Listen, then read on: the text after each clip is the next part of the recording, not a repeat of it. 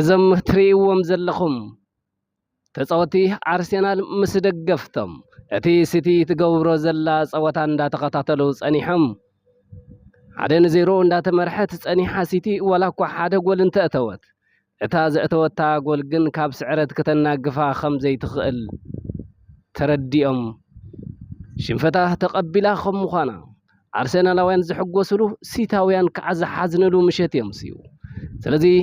ናይ 2025-26 ፕሪምየር ሊግ ተዓወቲ ኣርሴናል ኮይኖም ኣለዉ ኣርሴናላውያን እንኳዕ ደስ በለኩም